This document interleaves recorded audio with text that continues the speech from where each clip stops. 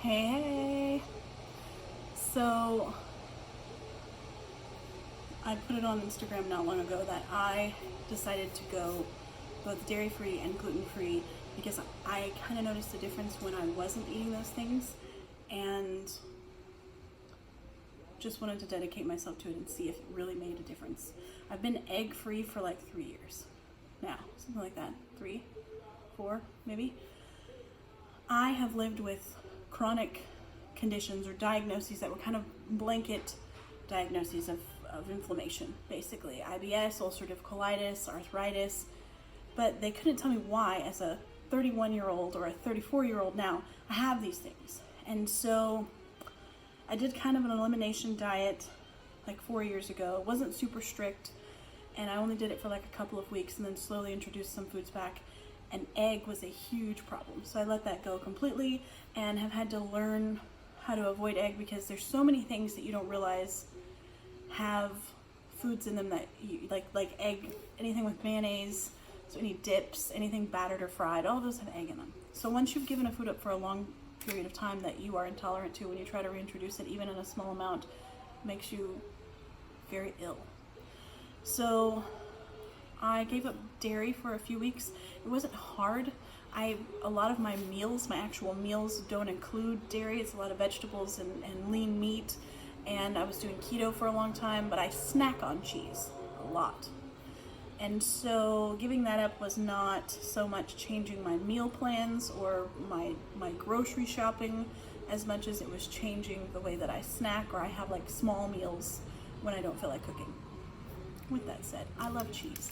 I visit cheese shops, I make cheese boards. All the foods for me to be like not able to tolerate. I'm really sad that it's dairy.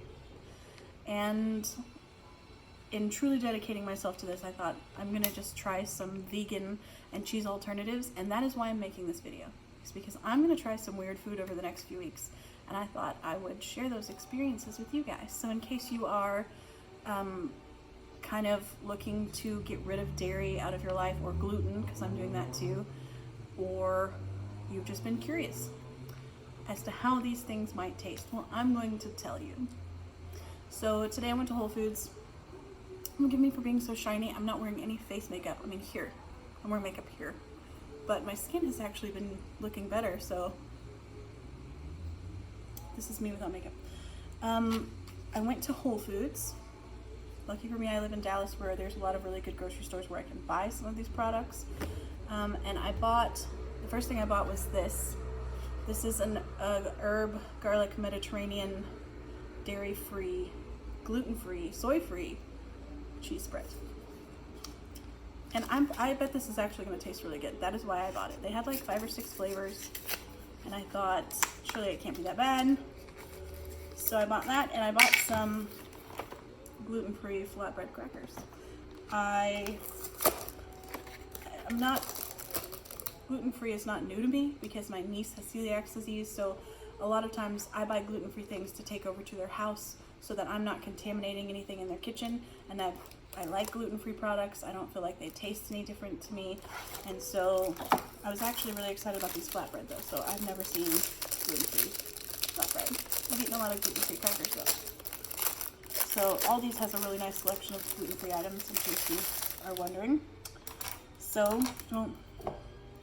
you can't have cheese without wine. So, just a typical Monday, just need a little wine. This is a Riscato, by the way. It's my favorite wine. I have not had wine in months. I just buy it and I leave it in my cabinet, and I'm like, I'll drink it with someone, and then I don't. But there's some really good dessert wine my sister-in-law's dad gave to me that I'm really excited about trying. So if I find a good cheese, then I can dive into the good wine. So let's see.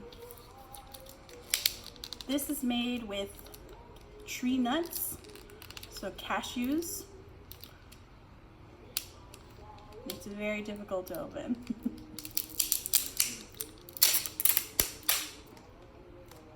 It smells good. It smells cheesy. So this is what we're looking at here. Doesn't look bad.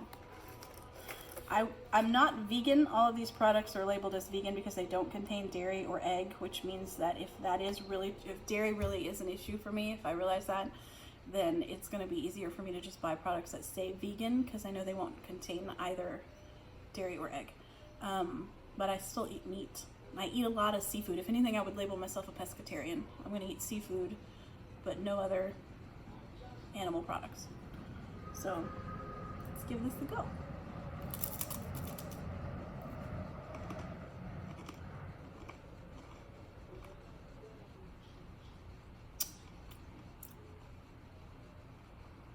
That is not bad. It doesn't taste like cheese though.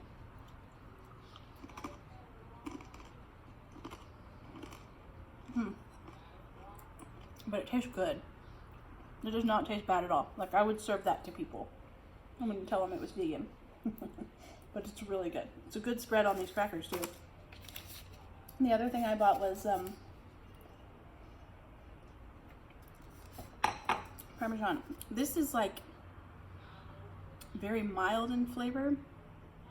It says it's garlic herb. I don't get a lot of the garlic, but it really is tasty. That would be, I like having cheese and crackers as a lunch. I'll have like a handful of grapes or a slice of an apple and have some cheese and crackers, and that's fine. That satisfies me for lunchtime. Today I had a packet of tuna and an avocado. I try to keep that meal pretty light, usually when I'm working and I get really busy. So this would be a great cheese for me to have as like for cheese and crackers, like for a lunch. So let's try this Parmesan. I don't think this is gonna taste like Parmesan. I really don't. It is a lot of different rice protein, potato starch, rice starch, food starch, coconut oil, olive oil, beta carotene, and vitamin B12. But I'm gonna try it. So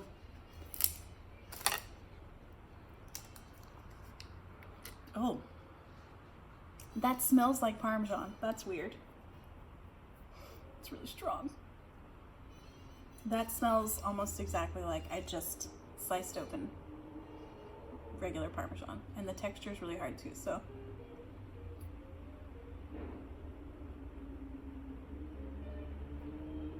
it crumbles a little funny.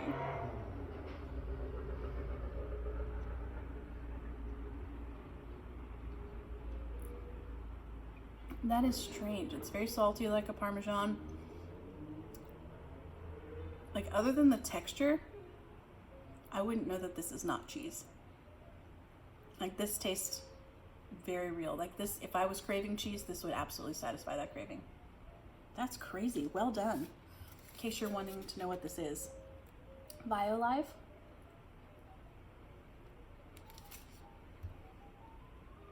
It is dang good. It was dang good. Yeah. So I bought several other vegan weird cheese substitutes, gluten-free dishes. I found a vegan gluten-free mac and cheese. I'm gonna give that a whirl one day. And I also was going to try, but I'm not going to, I'll save it for later, vegan butter. We'll see what this tastes like. So my meals really aren't that much different, but I have been craving cheese. It's like as soon as I told my body I'm not going to eat that anymore, it was like, ooh, that's all we want. Give us some chocolate and some cheese, and that's it. We don't want anything else. So that is why I went searching for something so that I could satisfy that craving and not cheat, because I don't want to take it out of my diet completely and then cheat and then not really know if it's making a difference or not. So that's where I am. So out of all the things I tried, I love the flatbread. This is really good. I'm gonna buy some more of this for my niece. I think she'll like it. It's like a cracker. It doesn't have the, like a lot of the gluten-free crackers have like really strong flavors of whatever they're made with. This doesn't. This tastes like a regular cracker. The tree line cheese, which is actually pretty good. And they had like 6 other flavors, so this one might not have been the best, but maybe I can find something else. And then this weird vegan parm that tastes like cheese. So I just realized a minute ago that this is starting to feel a lot like my Christmas wine videos. So Christmas is coming up. I've marked down the date for when they're going to put the Aldi's wine calendars on sale. I don't know if I'll be able to do the Aldi's wine calendar again, but we'll see. So, thank you for watching this video. I highly encourage you to try some of these things if you are vegan or you are lactose intolerant. They were really good. Both of them were really good. So, until next time, see you later.